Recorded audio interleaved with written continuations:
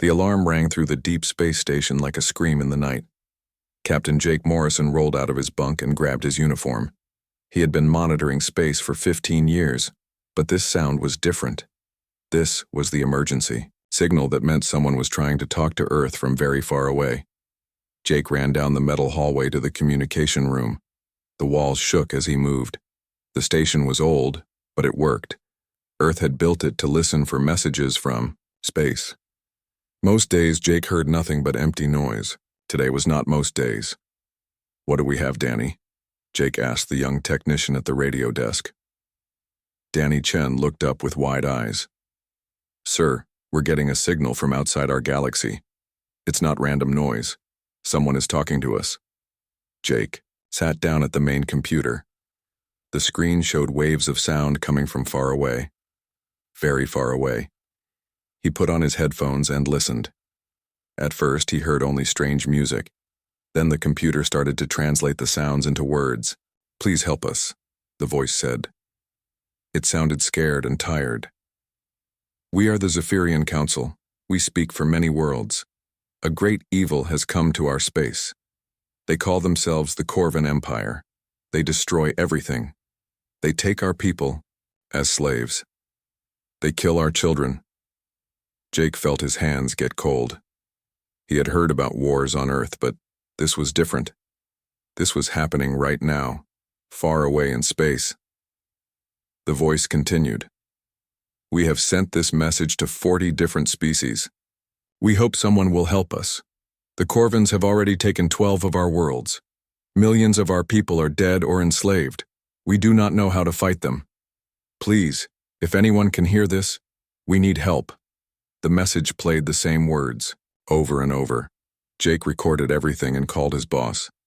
Admiral Lisa Crawford lived on Earth, but she answered her phone quickly. "Admiral, we have a situation," Jake said. "Aliens are asking for help. They say someone is trying to kill them all."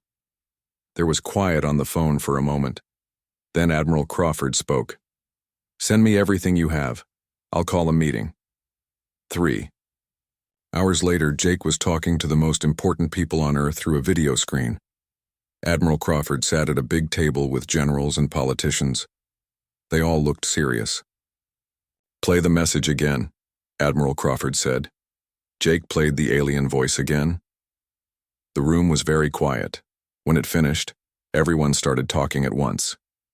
"We don't know anything about these aliens," said General Paul Kane. "They could be lying." "What if they're telling the truth?" asked Dr. Maya Johnson. She studied alien life. "What if there really is a war out there?" "It's not our problem," said Secretary Davis. "Earth has its own troubles." Admiral Crawford stood up. Everyone stopped talking. She was a small woman, but when she spoke, people listened. 50 years ago, Earth almost destroyed itself in a war, she said. "We learned something from that war. We learned that evil grows when good people do nothing. We learned that someone has to stand up to bullies." She looked around the table. "These aliens are asking for help. They sent their message to 40 different species. How many do you think will help them?" "Probably none," Dr. Johnson said quietly. "Exactly," Admiral Crawford said. "Everyone will think it's someone else's problem. Everyone will make excuses. Everyone will let these Corvans kill innocent people because it's easier than fighting." The room was quiet again. Jake could hear the air moving through the vents. "I've read the history books," Admiral Crawford continued. "I know what happens when evil people think no one will stop them. They get bolder. They take more. They kill more. Today it's aliens we've never met. Tomorrow it might be Earth." She walked to the big screen that showed a map of space. "Humanity has been fighting for thousands of years. We're good at it, maybe too good. But that experience can be used for something better than destroying ourselves." General Kane spoke up. "Admiral, we've only been in space for 50 years. Our ships are new. We don't know how to fight a war in space." "No," Admiral Crawford said. "But we know how to fight, and we know why to fight. These Corvans think they can do whatever they want because no one will stop them. They're wrong." She turned back to the table. "I'm recommending that Earth respond to this call for help. We're going to show these aliens that humans don't ignore cries for help. The vote was close, but Admiral Crawford won. Earth would answer the alien message. Jake watched as Admiral Crawford recorded humanity's response. She sat straight and looked directly at the camera. "This is Admiral Lisa Crawford of the Earth Defense Force," she said. "We received your message. We will help you. Send us the location where we can meet. We're coming." The message was short, but Jake thought it sounded strong. The aliens had asked 40 species for help. 39 would probably say no. Only Earth would say yes. 2 days later, the aliens sent back coordinates. They seemed surprised that anyone had answered. In their message, they thanked Earth many times. They said they would wait at a place between the stars. Admiral Crawford began preparing Earth's response. She called it Operation Shepherd. Ships started moving toward Mars. Soldiers reported for duty. Factories began working day and night to build supplies. Jake stayed at his station, listening to space. Sometimes he heard the alien message still, playing. The voice sounded so tired and scared. But now Jake knew someone was coming to help. On the news, people argued about whether Earth should get involved in an alien war. Some said it was too dangerous, others said it was humanity's duty to help. Jake thought about his own family. He had a daughter who was 8 years old. He wondered what kind of galaxy he wanted her to grow up in. Did he want her to live in a place where the strong could hurt the weak without anyone stopping them? Or did he want her to know that someone would always stand up for those who couldn't protect themselves? The answer was easy. Humanity would go to war for people they had never met, in a place they had never seen, because it was the right thing to do. As Jake watched the stars through his window, he smiled. The aliens had asked for help and Earth had answered. Soon the Corvins would learn that they had made a big mistake. They had hurt innocent people, and now they would face humanity's response. The war was about to begin. The UES Defiance moved through space like a metal shark.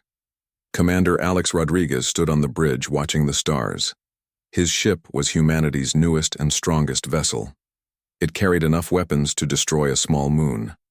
But today its mission was to talk, not fight.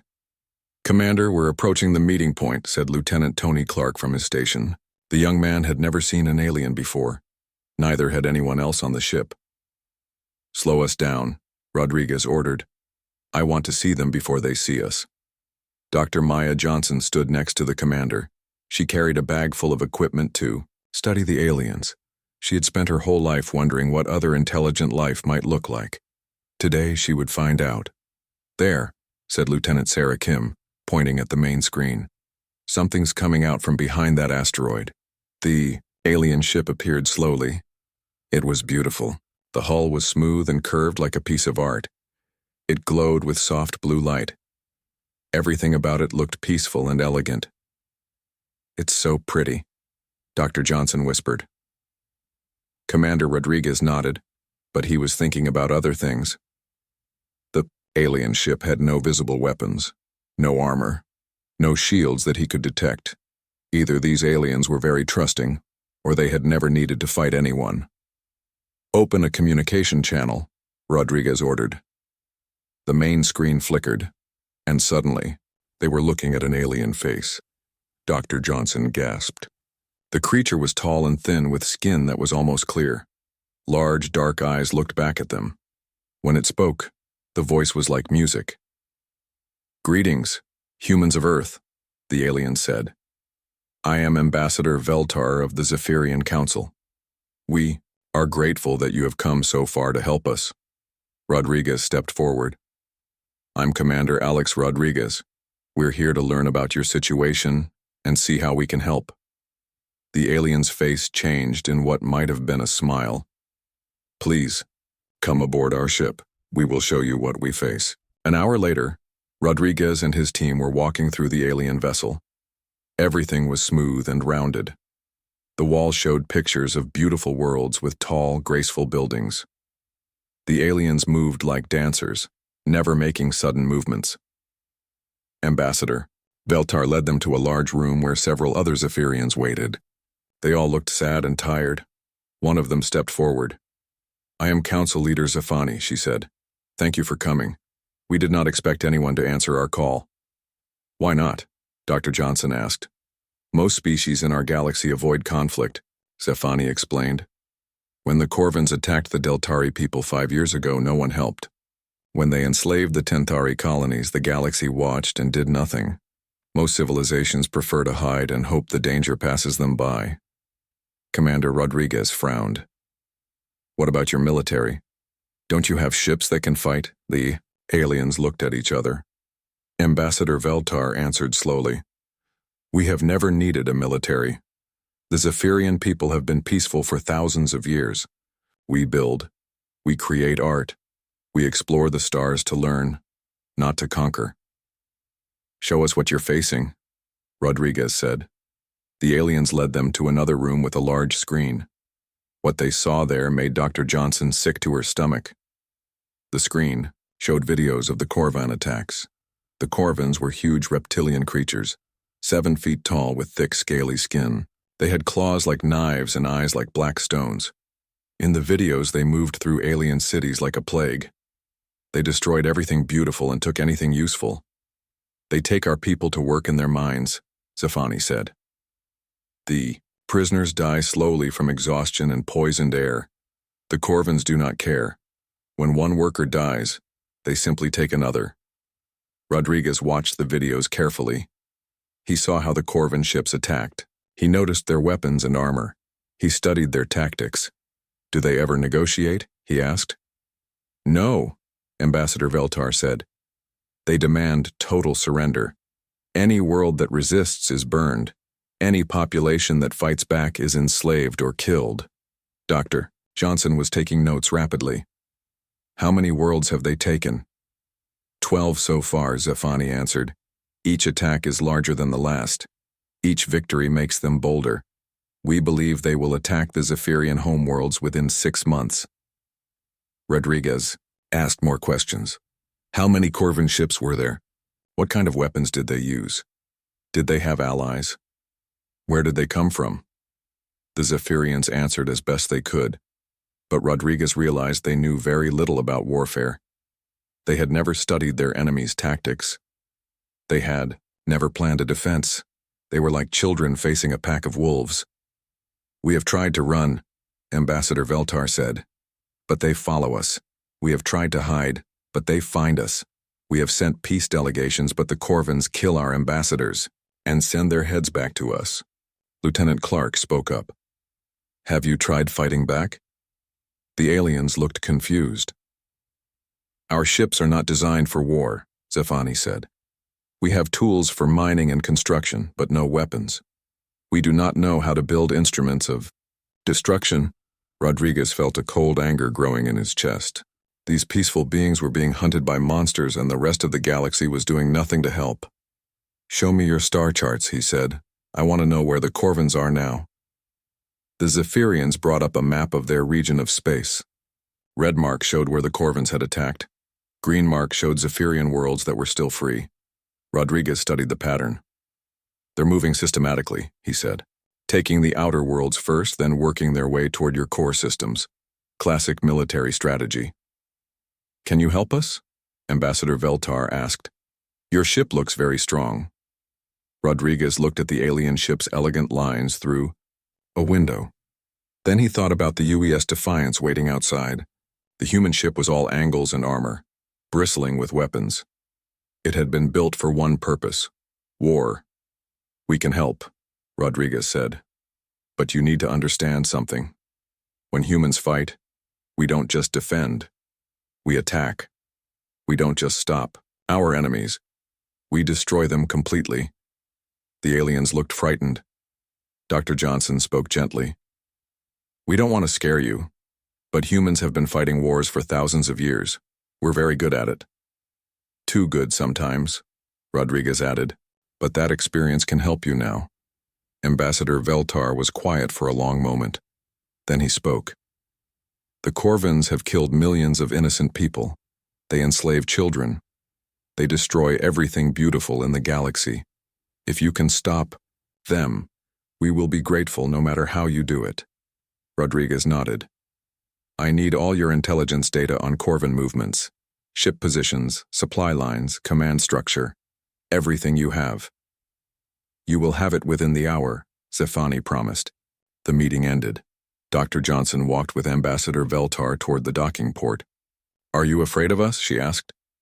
The alien considered the question carefully. Your species is very different from ours, he said. You think about war in ways we cannot understand. But the Corvins are evil, and you have come to help us fight evil. Perhaps the galaxy needs a species like yours. Back on the UES Defiance, Rodriguez called Admiral Crawford on Earth. We've made contact, he reported. These aliens are peaceful people being butchered by monsters. The situation is worse than we thought. How bad? Admiral Crawford asked. 12 worlds already enslaved, millions dead, and the Corvins are just getting started. Admiral, someone needs to stop them, and we're the only ones willing to try. Admiral Crawford was quiet for a moment. Come home, Alex. Bring all the intelligence, data you can. It's time to show these Corvins what happens when they hurt innocent people. Rodriguez smiled grimly. Yes, ma'am. Earth is going to war. The space around Mars looked like a metal city floating in the dark. Ships arrived every day from Earth, adding to the growing fleet. Admiral Lisa Crawford stood on the bridge of her flagship, watching humanity prepare for its first interstellar war. Ma'am, the UES Retribution just docked at Station 7, reported Captain Ben Taylor. His new ship was the largest vessel Earth had ever built. Its hull was thick with armor, and its weapons could crack a planet. Good, Admiral Crawford said. How many ships do we have now?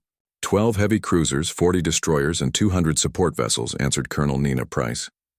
She commanded the Marine forces that would board enemy ships and fight on alien worlds.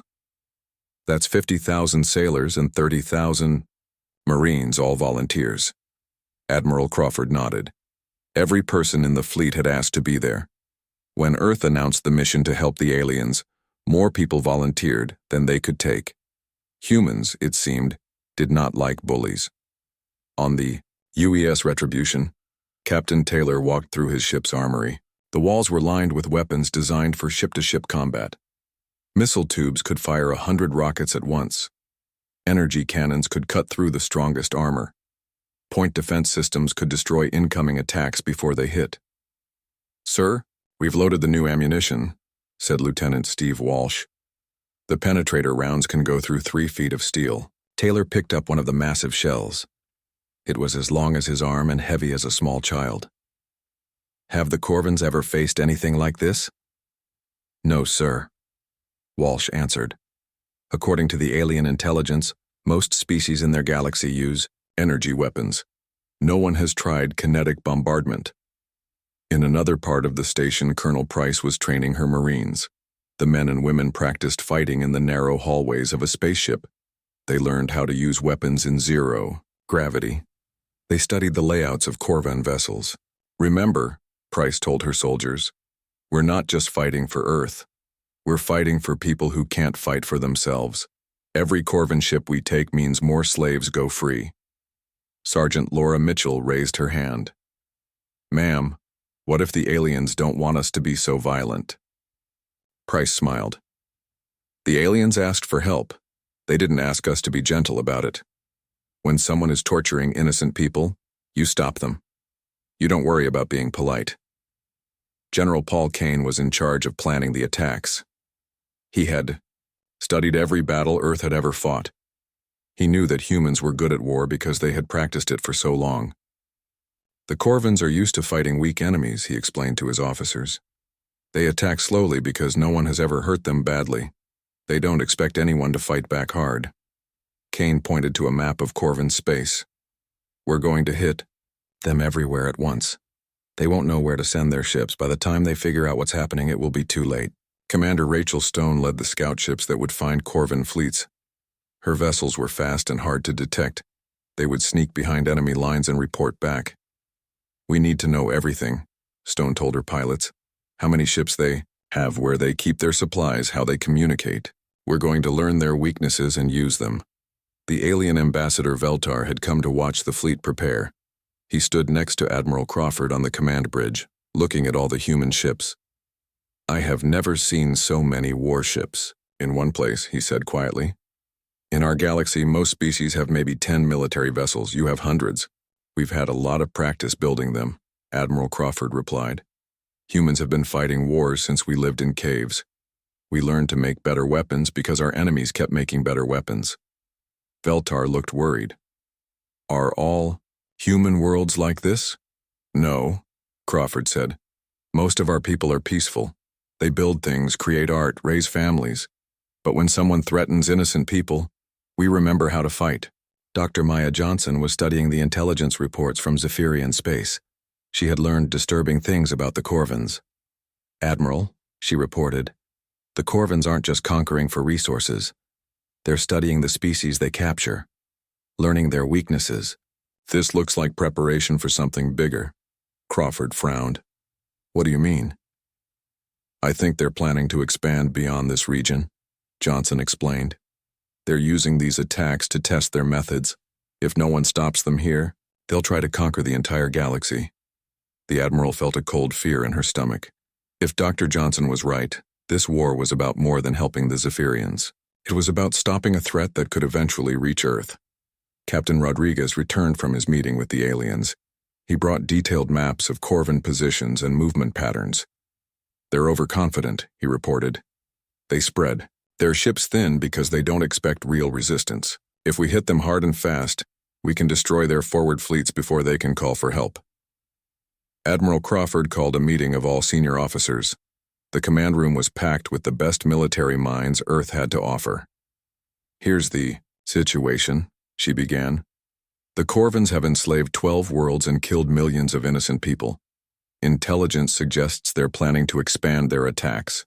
If we don't stop them now, they'll grow stronger. She pointed to a star map. Our mission is simple. Find the Corvin fleets, destroy them. Free their prisoners, show the galaxy that evil has consequences. General Kane stood up. The attack plan is ready. We'll hit 3 systems simultaneously. Cut off their communications. Destroy their ships. Move fast before they can respond. What about prisoners? Asked Colonel Price. Rescue is a priority, Crawford answered. We're not just here to fight. We're here to save lives. Every person we free makes this mission worth it. Captain Taylor had a question. Admiral, what if other species try to stop us? What if they think we're too violent? Crawford was quiet for a moment. Then she spoke with a hard voice. Let them try. Any species that protects slave owners is not our friend. We didn't come here to make friends. We came here to stop evil. The meeting ended with final preparations. Ships took on supplies. Weapons were tested one last time. Marines checked their equipment. Everyone knew that in 48 hours they would be fighting for their lives. Admiral Crawford walked through the fleet visiting every ship. She talked to sailors and Marines, pilots and engineers. She wanted them to know why they were going to war. We're fighting for people we've never met, she told them. People who sent a desperate message into space, hoping someone would care enough to help. 39 species ignored that message. Only Earth answered. As the fleet prepared to depart, news came from Zephyrian space. The Corvins had attacked another world. Millions more aliens were dead or enslaved. Admiral Crawford stood on her bridge looking at the stars. Soon those stars would be filled with the light of battle. Humans were coming, and they were bringing everything they had learned about war. All ships. This is Admiral Crawford, she announced on the fleet communication system. In 36 hours, we jump to enemy space. We're going to show the Corvins and the galaxy that Earth keeps its promises. We're going to teach them that innocent people are not helpless as long as humans exist. The fleet began moving toward the jump point. Behind them, Earth watched and waited. Ahead of them, an empire of evil was about to learn what happened when they hurt the wrong people. The war was about to begin. The first Corvin patrol ship to encounter humans simply vanished. Commander Steve Walsh watched through his scope as the enemy vessel exploded in a ball of fire. His destroyer had fired 6 missiles from long range. The Corvins never saw them. Coming. Target destroyed, reported Lieutenant Sarah Kim. No distress signal was sent. Good, Walsh said. Mark the wreckage location and move to the next patrol route. We have 4 more ships to eliminate before dawn. The human fleet had entered Corvin space like ghosts. They moved in small groups, hunting enemy patrols before the aliens could report back. Admiral Crawford's plan was working perfectly. 2 systems away, Commander Rachel Stone was leading her own hunting mission. Her 3 destroyers had cornered a Corvin supply convoy trying to reach an outpost. "They're trying to run," reported Captain Tony Clark from the second ship. "Let them try," Stone answered. "Fire everything." The Corvin ships were not built for combat. They carried supplies and prisoners, not weapons. The human attack was over in minutes. Stone's Marines boarded the damaged vessels to free the slaves inside. "We have 60 Zephyrian prisoners," reported Sergeant Laura Mitchell. "They're in bad shape, but they'll live." Stone nodded grimly. The freed aliens were thin and scared. Many had been worked nearly to death in Corvin mines. Seeing them made her angry, and angry humans were dangerous humans. On the UES Retribution, Captain Ben Taylor was studying intelligence reports. The humans had been in Corvin space for 1 week, and the enemy was starting to panic. "Sir, we're intercepting Corvin communications," said Lieutenant Nina Price. "They're confused. They keep talking about impossible predators and deathworld demons." Taylor smiled coldly. "They've never fought anyone who could hurt them before.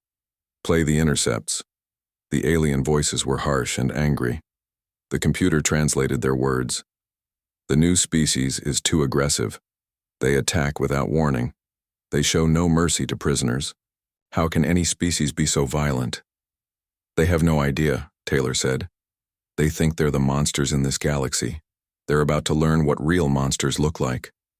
The Corvins tried to intimidate the humans by broadcasting footage of their previous conquests. They showed burning cities and enslaved populations. They displayed the bones of species that had resisted them. Admiral Crawford watched the enemy propaganda from her flagship. Instead of fear, she felt cold rage. Every image made her more determined to destroy the Corvin Empire completely. "Send them our response," she ordered. The human message was simple. It showed the freed prisoners being treated by human doctors. It showed Corvin ships exploding. And it ended with one sentence. "We're coming for you." In the Corvin Command Center, on Nexus Station, Admiral Thekvar watched the human message with growing alarm. In 30 years of conquest, no enemy had ever dared to threaten him. "How many ships do these humans have?" he demanded. "Unknown, sir," replied his intelligence officer. "They attack in small groups and retreat before we can respond. Our patrol. Losses are at 40%. Thekvar's scales darkened with rage. The Corvin Empire controlled 200 worlds. They commanded thousands of ships. How could one primitive species be causing so much trouble? "Bring me a human prisoner," he ordered. "I want to study these creatures." But capturing humans proved impossible. When Corvin ships found human vessels, the fights were short and brutal. The humans used weapons and tactics the Corvins had never seen. Coordinated missile attacks, electronic warfare that blinded sensors, boarding parties that fought like devils. Lieutenant Colonel Paul Kane led one such boarding party against a Corvin heavy cruiser. His Marines moved through the alien ship like a disease, clearing each room with deadly efficiency. "Resistance is lighter than expected," reported Sergeant Alex Rodriguez. "These aliens are tough, but they're not trained soldiers." Kane nodded. The Corvins were strong and had natural armor, but they fought as individuals. Humans fought as teams. In the narrow corridors of a spaceship, teamwork won over strength. The boarding action ended with 30 human casualties and 300 Corvin deaths. The alien ship was captured intact, along with valuable intelligence about enemy fleet movements. Dr. Maya Johnson studied the captured Corvin technology. She discovered something disturbing in their computer files. "Admiral," she reported to Crawford, "the Corvins have detailed biological studies of every species they've conquered. They're mapping genetic weaknesses. I think they're developing biological weapons." Crawford felt sick. The Corvins were not just killers. They were planning genocide on a galactic scale. "How close are they to finishing these weapons?" she asked. "Maybe 6 months," Johnson answered. "If they succeed, they could wipe out entire species without firing a shot." The Admiral made a decision. That would change the war. "Send word to all ships, no more prisoners, no more mercy. The Corvins are planning to commit genocide. We stop them here, or billions die." The human attacks became more brutal. Captain Laura Mitchell's destroyer group found a Corvin research station where alien scientists were experimenting on living prisoners. The humans destroyed everything and everyone on the station. Sir, we're receiving surrender signals, reported her communications officer. Ignore them, Mitchell answered. Fire until there's nothing left. News of the research station spread through the human fleet like wildfire. Soldiers who had been fighting for duty now fought for revenge. The Corvins had crossed a line that could not be uncrossed. Commander Stone intercepted more enemy communications. The Corvin commanders were arguing among themselves. They're scared, she reported to Admiral Crawford. Some want to retreat. Others want to bring in their main fleet. They can't agree on what to do. Good, Crawford replied. Fear makes them stupid. Keep hitting them. Don't give them time to think. The human campaign was working perfectly. In 3 weeks, they had destroyed 60 Corvin ships and freed thousands of prisoners. The enemy's forward positions were collapsing. But the Corvins were learning too. They began moving in larger groups. They called for reinforcements from the Empire's core worlds. Most importantly, they started to understand what they were fighting. A captured Corvin officer was brought before Admiral Crawford. The alien was huge, with scars covering his reptilian face. He looked at the human admiral with something like respect. You are the Deathworlders, he said through a translator. We did not believe the reports at first. No species could be so violent. We thought we were wrong. Why do you call us Deathworlders? Crawford asked. Your planet, the Corvin explained. Our scouts visited your system years ago. They found a world covered in poison and violence, creatures that killed for sport, weather that destroyed cities. We marked it as impossible for intelligent life. Crawford smiled coldly. You were wrong about that too. The Corvin officer continued. The Empire will send its full power against you. 200 ships. 1,000. However many it takes. You cannot win. We'll see, Crawford replied. Tell your Empire something for me. Tell them that Earth remembers every crime they've committed. Tell them we're coming for all of them. As the Corvin was led away, Admiral Crawford called her senior staff together. The easy part of the war was over. Soon they would face the full might of the Corvin Empire. Intelligence reports that a major enemy fleet is forming, she announced.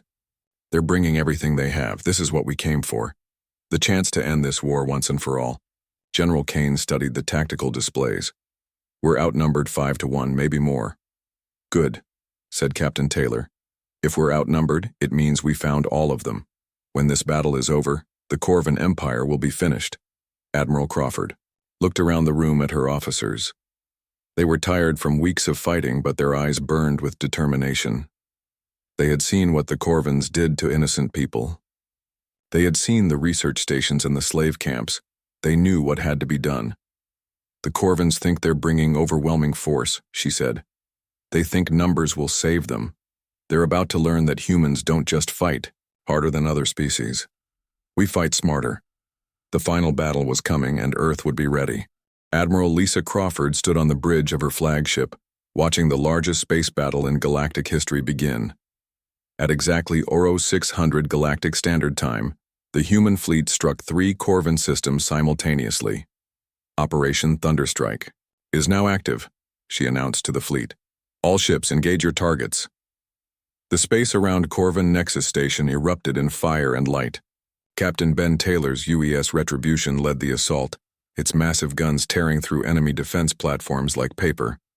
Behind him, 40 human warships spread out in perfect formation. Missiles swarm away, reported Lieutenant Nina Price. 200 kinetic penetrators inbound on the command station. The Corvin defenders tried to respond, but they had never faced coordinated human tactics. Their ships moved individually while humans fought as one organism. When Corvin vessels turned to face one human ship, 3 others hit them from different angles. Their point defense is overwhelmed, observed Commander Steve Walsh from his destroyer. They can't track this many incoming missiles. The Corvin command station, a massive structure that controlled 3 star systems, began to break apart under human fire. Admiral Thekvar, the Corvin commander, watched in horror as his fleet was destroyed around him. Impossible, he growled into his communicator. No species has this much firepower. How many ships do the humans have? His intelligence officers Voice was filled with panic. Sir, we count only 12 heavy cruisers, but they fight like 100 ships. Their weapons are more advanced than anything in our database. In the second target system, Colonel Nina Price led the ground assault on mining world Delta 7. Her Marines dropped from orbit in heavily armored shuttles while human ships bombarded Corvan ground positions. We have visual on the prison camps, reported Sergeant Laura Mitchell over the radio. Thousands of prisoners in horrible conditions. Price felt her anger grow as she saw the Corvan labor camps. Alien slaves worked in toxic mines while reptilian guards beat anyone who moved too slowly. Children barely old enough to walk carried heavy loads of ore. Priority 1 is prisoner rescue, she ordered her Marines. Kill any Corvan who threatens. A prisoner. Show no mercy to slave drivers. The human assault was devastating. Marines moved through the Corvan positions like a storm, their advanced weapons cutting through alien armor. The reptilian guards had never faced soldiers trained specifically for this kind of fighting. Staff Sergeant Alex Rodriguez cleared a prisoner barrack single-handedly, his assault rifle chattering as he eliminated 6 Corvan guards. Inside, he found 30 Zephyrian children huddled in fear. You're safe now, he told them gently, his voice soft despite the violence around him. The humans are here. We're taking you home. Meanwhile, in orbit above the mining world, Captain Rachel Stone's destroyer group engaged the Corvan orbital defenses. The enemy had expected to fight ships that moved slowly and predictably. Human vessels danced between their fire like deadly ghosts. They're trying to target the prison camps, Stone reported to the fleet. Some kind of orbital bombardment weapon. Not on my watch, replied Commander Tony Clark from his cruiser. His ship's point defense system shot down every Corvan missile, aimed at the prisoners below. In the third target system, Lieutenant Colonel Paul Kane led a boarding assault on a Corvan research facility. Intelligence suggested the aliens were developing biological weapons here. Breach successful, Kane reported as his Marines blasted through the station's hull. Moving to secure the research labs. The fighting inside the station was brutal. Corvan, scientists fought with desperate fury to protect their work. But human Marines had trained for this. They moved room by room, clearing each section with deadly efficiency. Kane, what are you finding in there? Admiral Crawford asked over the communication link. Kane's voice was grim. Biological weapons, ma'am. Diseases designed to target specific, alien species. If the Corvans had finished this research, they could have wiped out entire worlds without firing a shot. Destroy everything, Crawford ordered. Make sure none of that research survives. Back at Nexus Station, the space battle was reaching its climax. The Corvan fleet was in full retreat, but Admiral Crawford wasn't finished with them. All ships pursue the fleeing vessels, she commanded. I want every Corvan warship in this system destroyed. Captain Taylor's gunners had become deadly efficient. They no longer needed multiple shots to destroy enemy vessels. Each human missile found its target with computer-guided precision. Sir, the Corvan flagship is trying to escape, reported Lieutenant Sarah Kim. Not today, Taylor replied. Target their engines. I want Admiral Thekvar alive for questioning. The massive Corvan ship shuddered as human weapons disabled its propulsion systems. Unable to run, it tried to fight. But one ship against 12 was not a battle. It was an execution. Corvan flagship disabled, reported the tactical officer. They're signaling surrender. Send boarding parties, Admiral Crawford ordered. I want their command staff captured and their computer core intact. On the mining world below, Colonel Price's rescue operation was proceeding faster than expected. The Corvan guards had either fled or died. Thousands of alien prisoners were being freed every hour. Ma'am, you need to see this, called Sergeant Mitchell from one of the deeper mines. Price descended into the underground tunnels and found something that made her blood run cold. Hundreds of alien bodies were stacked like cordwood. Men, women, children from dozens of different species. All worked to death in the Corvan mines. How many? She asked quietly. At least 3,000 in this mine alone, Mitchell answered. There are 12 other mining sites on this world. Price called for every available medic and rescue team. The survivors needed immediate medical attention. Many were so weak they could barely walk. Dr. Maya Johnson, who had come with the fleet to study alien biology, found herself working as a doctor instead. She moved from patient to patient, treating malnutrition, poisoning, and injuries from years of slave labor. "These people have been through hell," she reported to Admiral Crawford. "Some of them have been prisoners for over 5 years. I don't know how they survived." In space, the battle was winding down. Of the 60 Corvan ships that had defended the 3 systems, only 5 had escaped. The human fleet had lost 3 destroyers and taken moderate damage to several other vessels. "Admiral," reported Commander Walsh, "we're detecting Corvan distress signals from deeper in their space. Word of our attack is spreading." Crawford nodded. "Good. I want every Corvan commander to know what happened here. I want them to be afraid." The interrogation of Admiral Thekvar revealed the true scope of the Corvan Empire. 200 worlds, under their control. Billions of slaves. Research facilities developing weapons of mass destruction. "You have made a terrible mistake," Thekvar told Admiral Crawford. "The Empire will send 1,000 ships to destroy you. Your species will be enslaved for this insult." Crawford leaned forward across the interrogation table. "Let them come. We'll be waiting." "You do not understand," the Corvan continued. "The Empire has conquered 40 species. We have weapons you cannot imagine. Your small fleet cannot stand against our full power." "You're right," Crawford admitted. "We can't stand against your full power. That's why we're not going to stand, we're going to attack." The Corvan Admiral's eyes widened in disbelief. "Attack? You would assault the Empire directly? Every slave camp, every research facility, every military base. We're going to tear your empire apart piece by piece until there's nothing left but dust and memories." The results of Operation Thunderstrike spread through the galaxy like wildfire. 3 Corvan systems destroyed in one day. Thousands of prisoners freed. The Empire's forward defenses completely eliminated.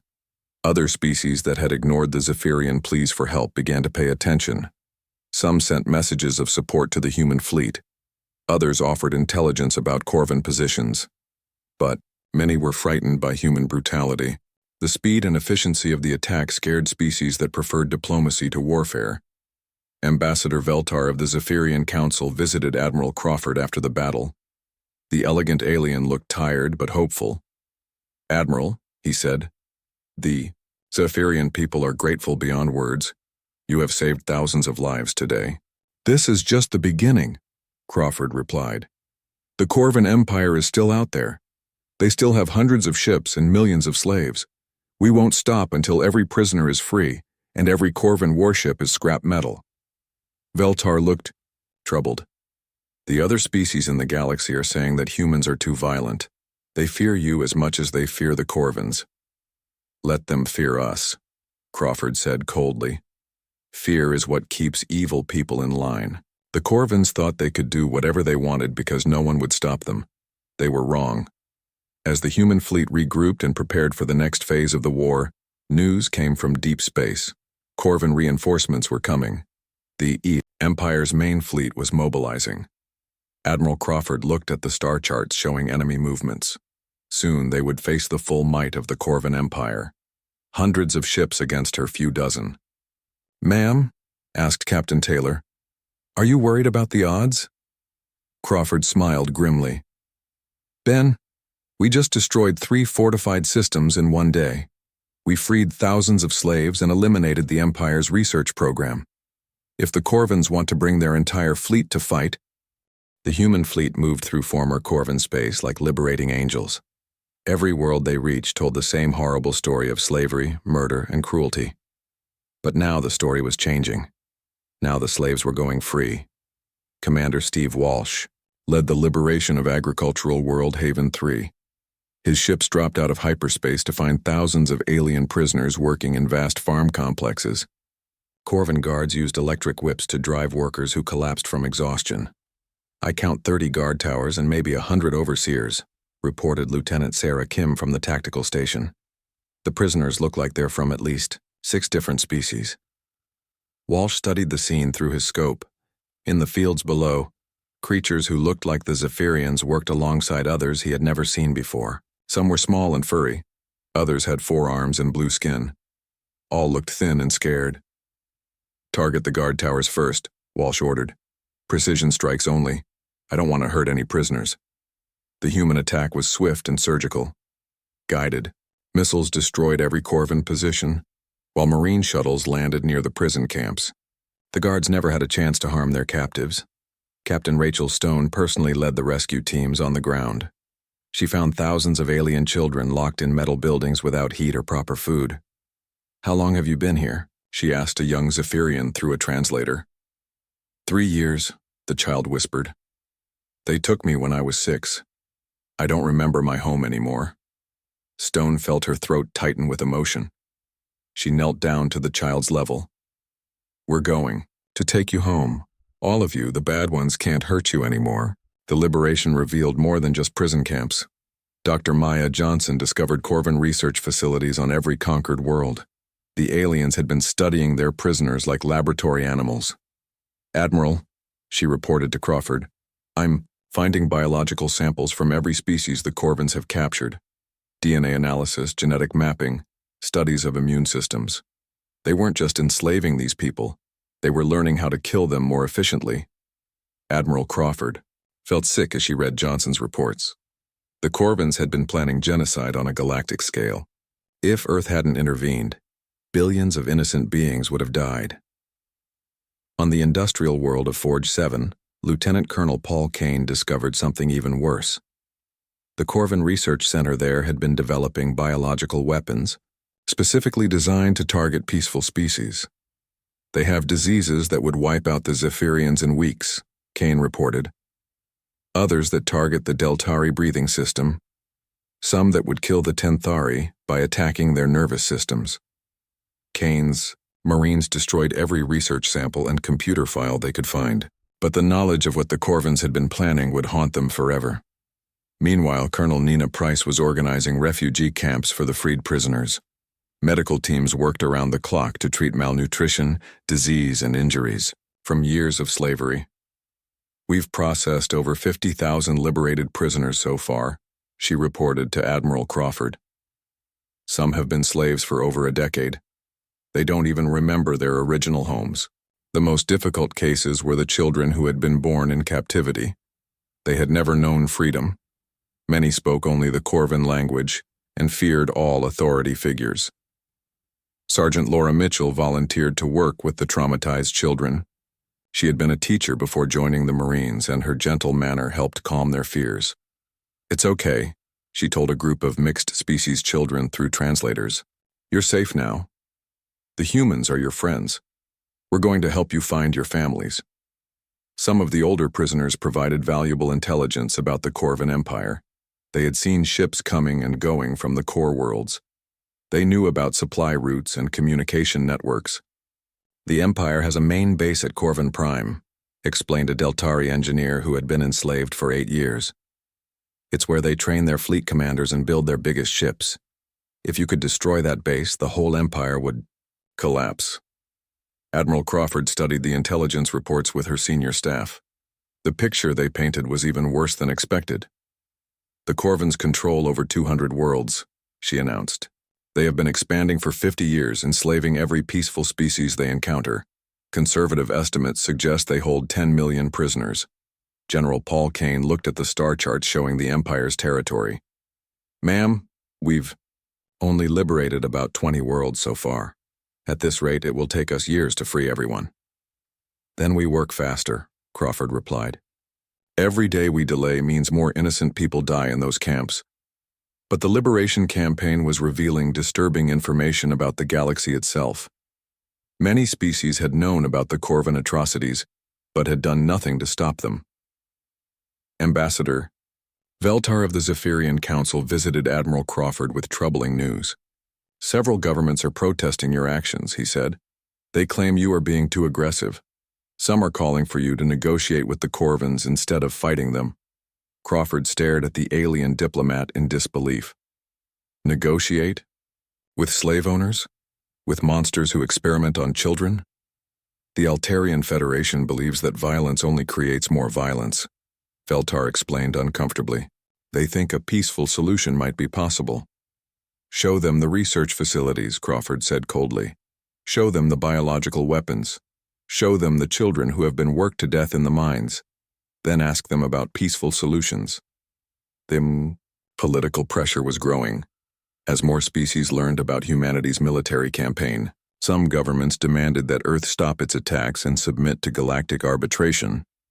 Admiral Crawford called a meeting with all available human commanders to discuss the situation. Earth wants to know if we should slow down the liberation campaign, she told them. Some species are afraid we're being too violent. Captain Ben Taylor spoke for many of them. Ma'am, I've seen what the Corvins do to prisoners. I've walked through their research labs. Anyone who wants us to negotiate with these monsters is either coward or collaborator. Commander Walsh nodded. We didn't come here to make friends with alien politicians. We came here to stop genocide. Colonel Price had the strongest reaction.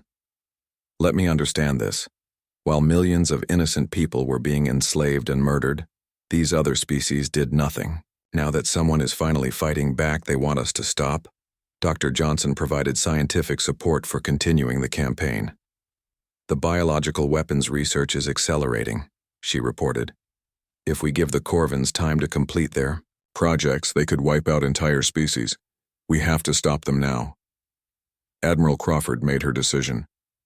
We continue the liberation campaign. Earth didn't send us here to be politicians. We came here to stop evil.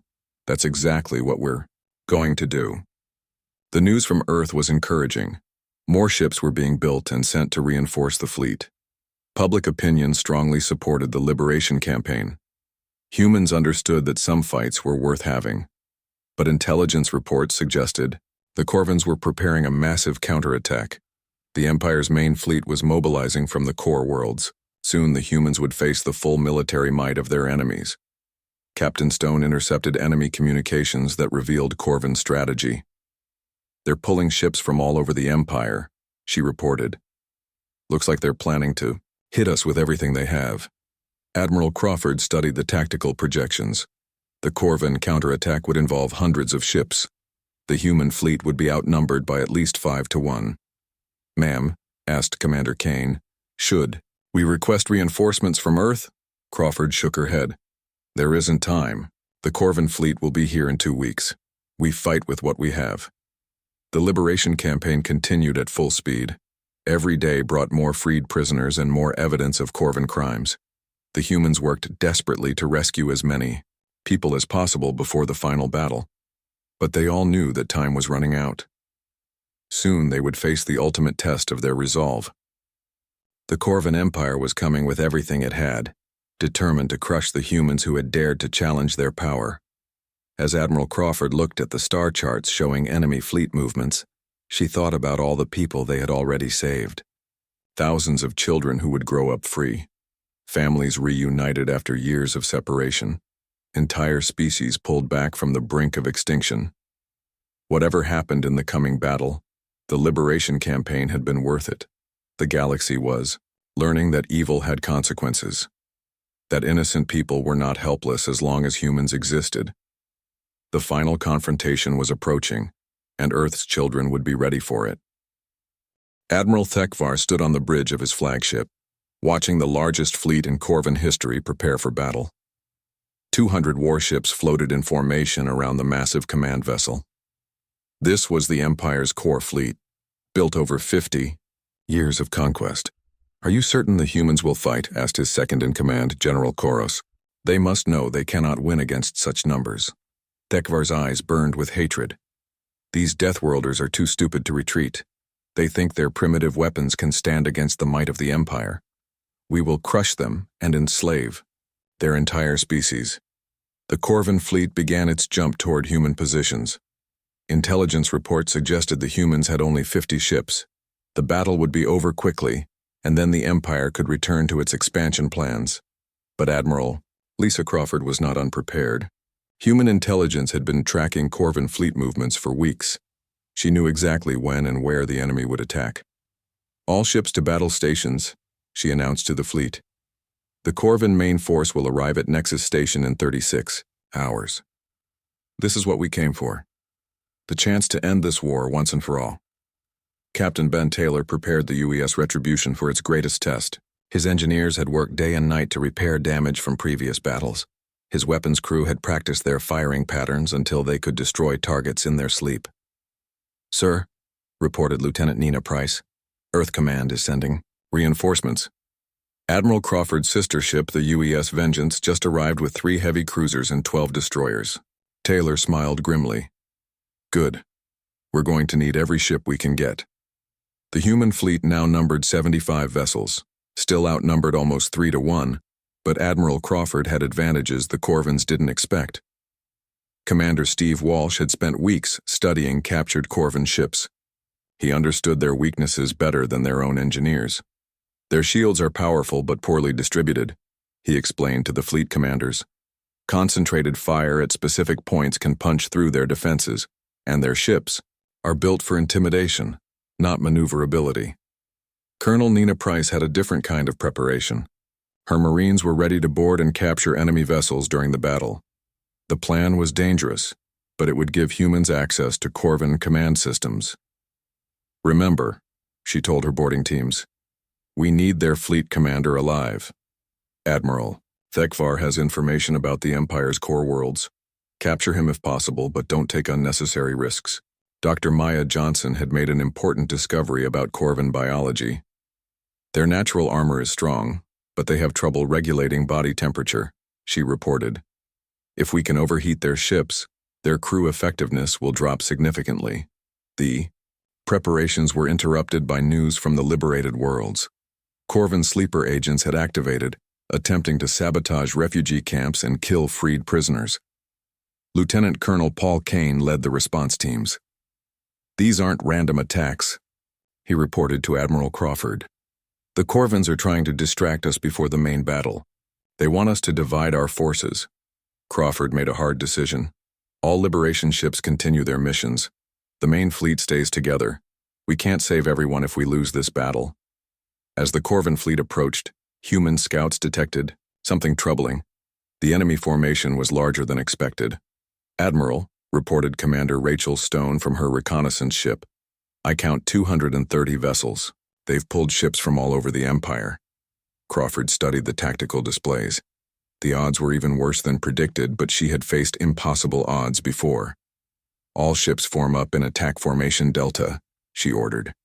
"We're going to hit them before they can organize properly." The battle began at 0800 Galactic Standard Time.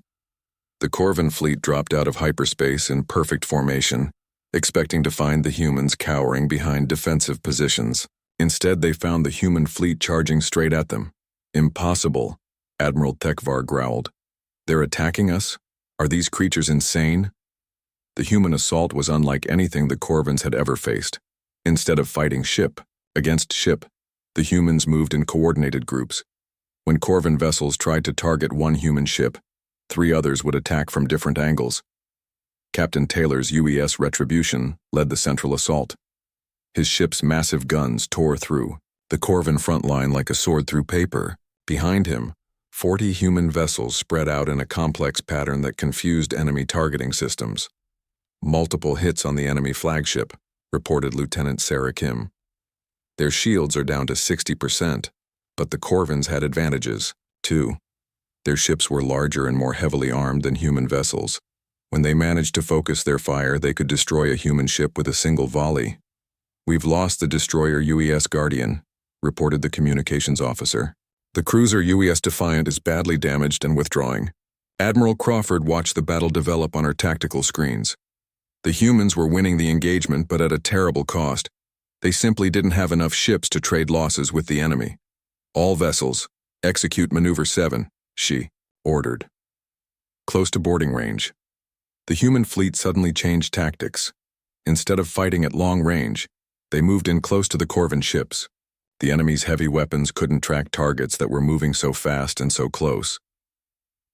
Colonel Price launched her Marines in the middle of the space battle. Boarding shuttles raced between exploding ships to reach their targets. It was the most dangerous military operation in human history. "Boarding Team Alpha has reached the enemy flagship," Price reported. "We're fighting our way to the bridge." The battle inside the Corvin command ship was brutal. Human Marines moved through corridors, filled with smoke and sparks while alien soldiers tried to stop them. The fighting was hand-to-hand with no room for mistakes. Sergeant Laura Mitchell led the assault on the enemy bridge. Her squad fought through 3 levels of the massive ship, leaving dead Corvins behind them. "Bridge secured," she reported. "We have Admiral Thekvar." The capture of the enemy commander sent shockwaves through the Corvin fleet. Their perfect formation began to fall apart as ship captains tried to rescue their leader. Captain Stone took advantage of the confusion. Her destroyer group hit the disorganized enemy fleet from the side, destroying 6 ships before the Corvins could respond. "Their coordination is breaking down," she reported to Admiral Crawford. "They're fighting as individuals now, not as a fleet." But the battle was far from over. The Corvins still had twice as many ships as the humans. Admiral Koros took command of the enemy fleet and tried to restore order. "All ships ignore the flagship," he ordered. "Destroy the human vessels. We can rescue our commander later." The fighting became desperate. Human ships were running low on ammunition and fuel. Several vessels were badly damaged and barely able to fight. Commander Walsh's destroyer was hit by 3 Corvin ships at once. His engines failed, and his weapons went offline. "Sir, we're dead in space," reported his tactical officer. "Corvin boarding parties are heading our way." Walsh looked around his bridge at his crew. They were good people who had volunteered to fight for strangers. They deserved better than to die in an alien war. "All hands abandon ship," he ordered. "Set the reactor to overload. If we're going down, we're taking some of them with us." The explosion of Walsh's destroyer took out 2 Corvin cruisers and damaged 3 others. His sacrifice bought time for other human ships to regroup. Admiral Crawford realized the battle was reaching its climax. Both fleets were badly damaged, but the humans were closer to breaking. "All ships, concentrate fire on their supply vessels," she ordered. "Cut off their ammunition and fuel." The strategy worked. As Corvin support ships exploded, the enemy fleet began to run low on supplies. Their rate of fire decreased, giving human vessels a chance to recover. Dr. Johnson's biological research proved valuable in an unexpected way. She had discovered that Corvin ships recycled their air through biological filters. A computer virus, uploaded to their systems, caused the filters to release toxic gas. "Enemy crew efficiency is dropping," reported the intelligence officer. "Their environmental systems are failing." The tide of battle began to turn.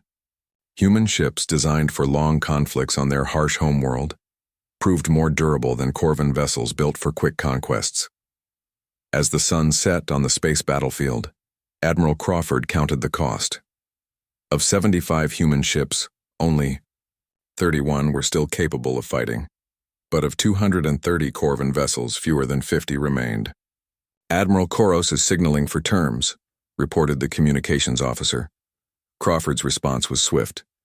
"No terms, no surrender. They fight until they're all dead, or they run away." The surviving Corvin ships chose to run.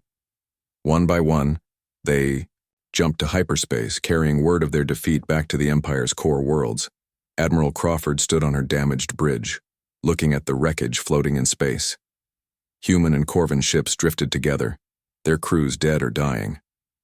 "Ma'am," asked Captain Taylor, "what are your orders?" Crawford was quiet for a long moment. Then she spoke with a voice like steel. "Send a message to the Corvin Empire. Tell them this is what happens when they hurt innocent people. Tell them that Earth remembers every crime they've committed. And tell them we're coming for the rest of them." 6 months after the Great Space Battle, Admiral Lisa Crawford stood on the bridge of the UES Defiance, looking down at the former Corvin capital world. The planet that had once controlled an empire of slavery and death was now under human occupation. Justice had finally come to the galaxy. The Corvin Empire's unconditional surrender had come 3 weeks after their fleet's destruction. With their main military force gone and their core worlds under attack by human liberation forces, the surviving Corvin leaders had no choice but to submit. Captain Ben Taylor walked onto the bridge to deliver his daily report. "Ma'am, the prisoner processing is complete. We've freed over 8 million slaves from camps across the former empire.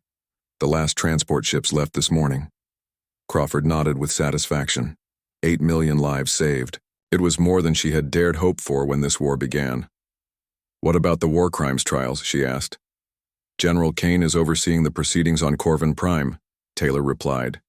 Admiral Thekvar and his senior commanders will face justice for genocide, slavery, and crimes against sentient beings.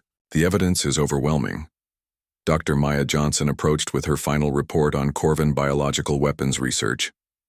Admiral, we've destroyed all remaining samples and research data. The threat of species-specific bioweapons has been eliminated, permanently. Crawford felt a weight lift from her shoulders. The galaxy would never again face the horror of genetically targeted genocide. The Liberation Campaign had revealed the true scope of Corvin atrocities. Over 200 worlds had been enslaved. Entire species had been worked to death in mining operations. Children had been taken from their families and forced to labor until they collapsed. But now those children were going home. Colonel Nina Price coordinated the massive refugee repatriation effort. Transport ships carried freed prisoners back to their home worlds, reuniting families that had been separated for years. The Zephyrian Council estimates it will take 5 years to rebuild their civilization, Price reported. But their people are free. That's what matters. The galaxy's reaction to humanity's victory had been mixed. Some species celebrated the end of Corvin tyranny. Others worried about humans becoming the new dominant power. Ambassador Veltar of the Zephyrian Council visited Admiral Crawford with news from the Galactic Assembly. The major governments want to meet with you, he said. They're calling it the Convention for Galactic Peace and Security. Crawford smiled coldly. Peace and security. Where were they when millions were being enslaved? Where was their concern for galactic security when the Corvins were developing biological weapons? They were afraid, Veltar admitted. Most species in our galaxy have been peaceful for so long, they forgot how to fight evil. They thought if they ignored the Corvins, the problem would go away. And now they want to make sure we don't become the next problem, Crawford said.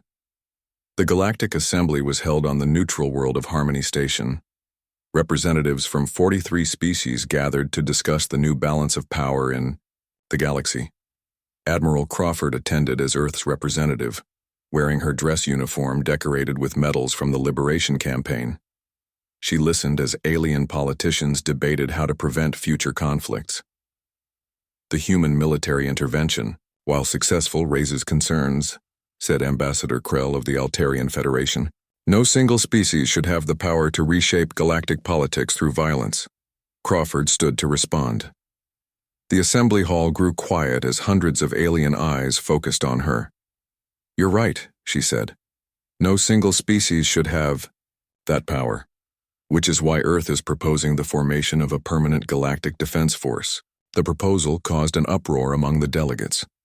A joint military organization was unprecedented in galactic politics.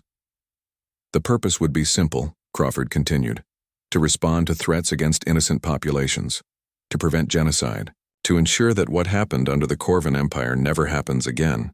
Ambassador Veltar spoke in support of the proposal. The Zephyrian people endorsed this plan. If such a force had existed 5 years ago, millions of lives would have been saved. Other liberated species added their voices.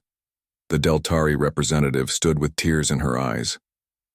My children were enslaved for 3 years. Human soldiers freed them. I trust humanity to protect the innocent. The debate continued for days. Some species worried about military involvement in political affairs. Others feared humans would dominate any joint defense force. Captain Rachel Stone, who had been promoted to admiral after her heroic service in the Liberation Campaign, addressed these concerns. Earth doesn't want to rule the galaxy, she said. We have our own worlds to govern. But we've seen what happens when evil goes unchallenged.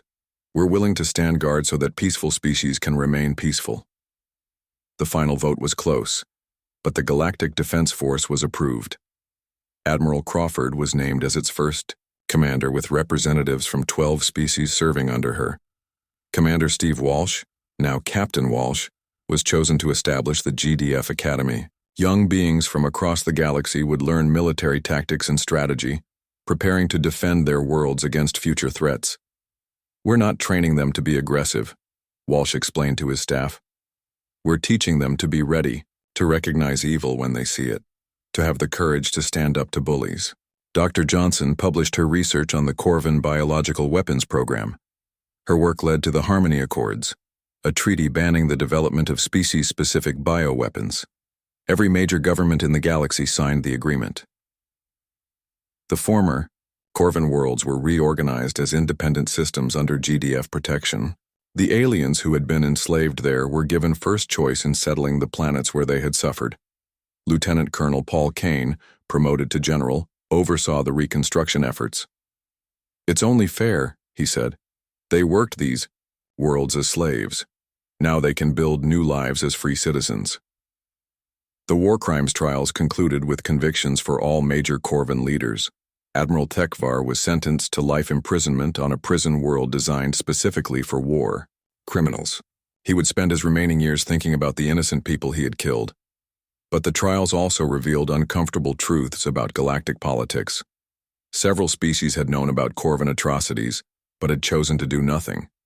Some had even traded with the Empire, buying goods produced by slave labor. "The galaxy shares responsibility for what happened," Admiral Crawford told the Assembly. "Evil succeeds when good people do nothing. That's a lesson we must never forget." As the first year of the new galactic order ended, humanity's role in the galaxy was clearly established. Earth's children were the guardians, the ones who answered when evil threatened the innocent. The Shepherd Protocol became official policy. Any species facing genocide or enslavement could call for help, and the Galactic Defense Force would respond. The message was clear. The strong would no longer be allowed to prey on the weak. Admiral Crawford stood in her office on the GDF headquarters station, looking at reports from across the galaxy. Crime rates were down. Piracy had almost disappeared. Species that had been enemies for generations were working together on peaceful projects. Captain Taylor brought her the daily intelligence briefing. "Ma'am, long-range sensors have detected a distress signal from the Andromeda galaxy. It's faint, but it looks like another call for help." Crawford looked at the star charts showing the distant galaxy. Somewhere out there, innocent people were suffering. Somewhere out there, evil thought it could act without consequences. "Prep the fleet, Ben," she said quietly. "Send word to Earth. We may need reinforcements." "Ma'am, Andromeda is 2 million light-years away. The journey alone would take months." Crawford smiled.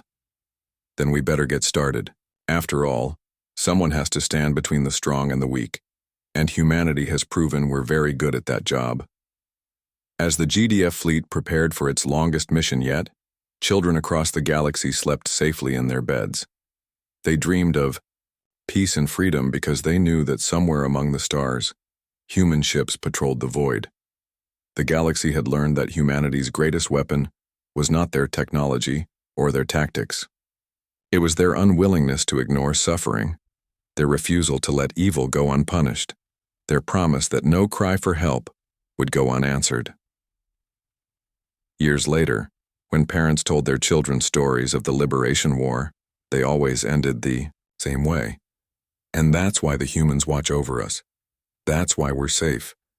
Because somewhere out there,